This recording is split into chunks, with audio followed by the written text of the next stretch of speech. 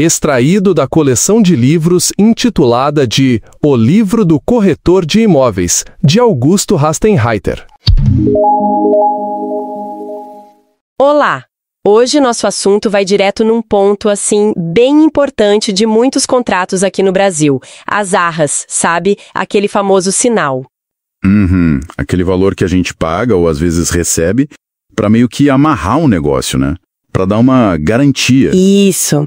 E a gente está com um material aqui que explica bem essa questão, baseado lá nos artigos 417 a 420 do Código Civil. Certo. A nossa missão hoje, então, é tentar entender de vez a diferença entre as arras confirmatórias e as penitenciais.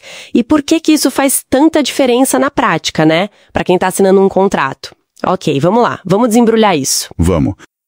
A ideia central é essa mesmo. As arras são uma garantia, um sinal de compromisso que traz mais segurança jurídica para o negócio. Tá. Agora, a grande virada, o ponto-chave que diferencia uma da outra, é se o contrato dá ou não o direito de se arrepender do negócio. Entendi. Então, vamos começar pelas confirmatórias, que, pelo que eu vi, são a regra geral, né?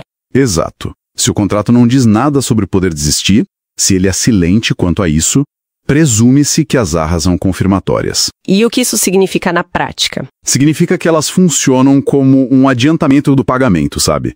E também reforçam que o contrato é para ser cumprido. Em princípio, ele se torna irretratável. Não dá para voltar atrás. Certo, mas e se alguém descumprir? Se uma das partes, falhar? Aí entram as consequências. Quem pagou o sinal e desiste do negócio, simplesmente perde esse valor que deu. Perde o sinal. Ok. Agora, se quem recebeu o sinal é que desiste, aí a coisa inverte. Essa pessoa tem que devolver o valor que recebeu e mais um montante igual. Ou seja, devolver o sinal em dobro. Ah, entendi.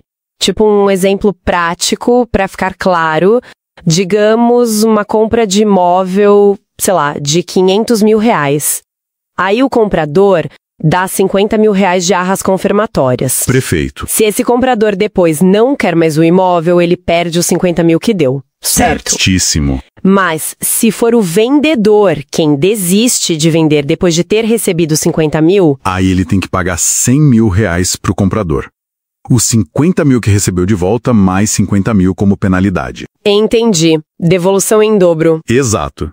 Mas aqui tem um ponto que fica realmente interessante nas confirmatórias. A história pode não parar por aí. Como assim? A parte que foi prejudicada pela desistência, a parte inocente, digamos assim, ela pode buscar mais.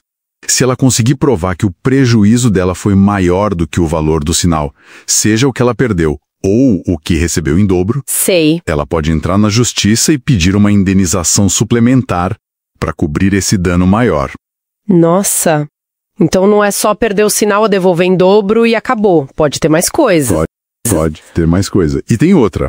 Além dessa indenização extra, a parte inocente pode até mesmo exigir o cumprimento forçado do contrato. Forçar o negócio a acontecer. Exatamente. Mas as perdas e danos que ela teve. Isso mostra que as confirmatórias são para quem realmente quer que o negócio aconteça, custe o que custar, ou quase isso. Ou, se não acontecer, quer ter o direito de ser compensada por todo o prejuízo comprovado.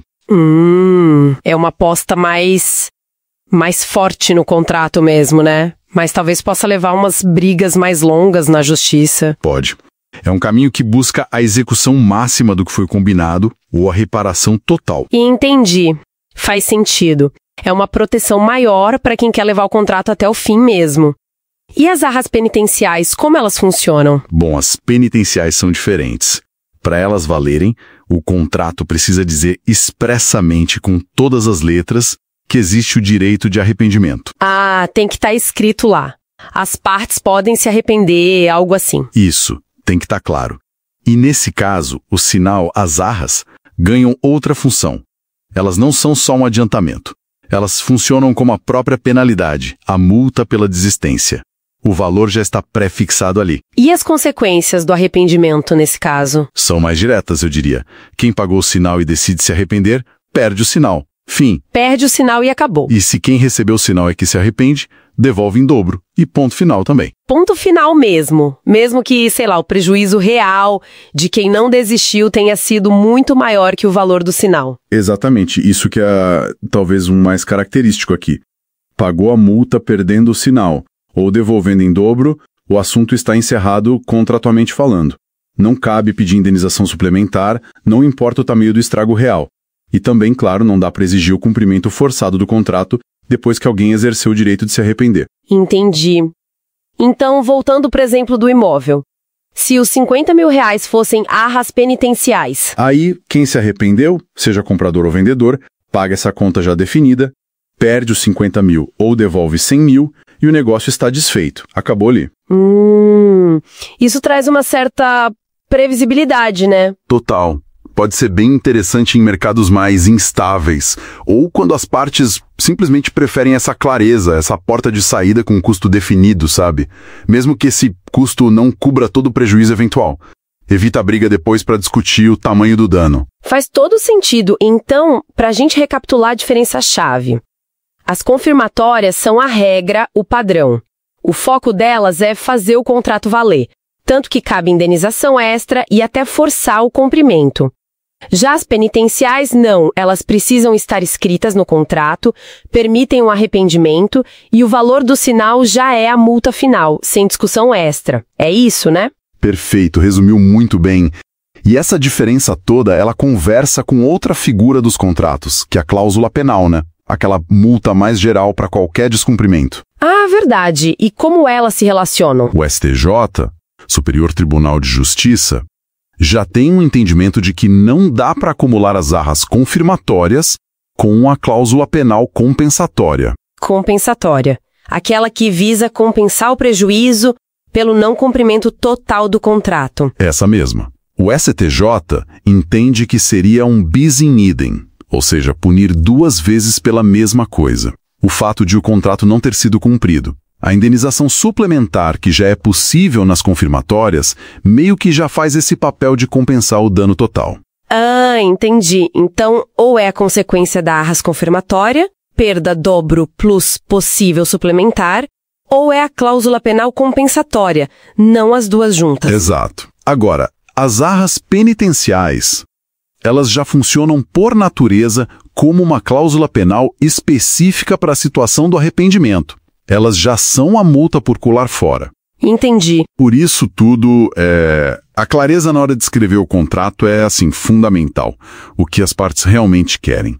Um compromisso mais ferro e fogo ou uma saída planejada. Isso tem que estar muito bem definido para ninguém ter dor de cabeça depois. Não se imaginam quantas disputas devem surgir só porque isso não ficou claro no papel. Sem dúvida nenhuma. No final das contas, essa escolha entre confirmatórias e penitenciais mostra muito da intenção das partes, né? Se elas buscam um compromisso mais, sei lá, blindado, focado em fazer acontecer e vão para as confirmatórias, ou se preferem ter uma válvula de escape já com preço definido, aí combinam as penitenciais. Exatamente. E entender essas regras, essas nuances é crucial. Ajuda muito na hora de negociar e, claro, de redigir um contrato que traga segurança de verdade, que esteja alinhado com o que todo mundo espera daquele negócio. Com certeza. E para a gente fechar, fica aqui uma reflexão que vai um pouquinho além do que a gente leu. Será que a própria negociação do valor do sinal, seja ele confirmatório ou penitencial, já não funciona como um termômetro? Tipo, um sinal alto pode indicar mais confiança de que o negócio vai sair, ou talvez o contrário, um sinal baixo mostra que as partes já estão meio desconfiadas. Boa pergunta. Como será que essa negociação do valor em si já sinaliza na prática o nível de confiança ou a falta dela de que o negócio vai mesmo se concretizar lá na frente? Fica aí a pergunta pra gente pensar.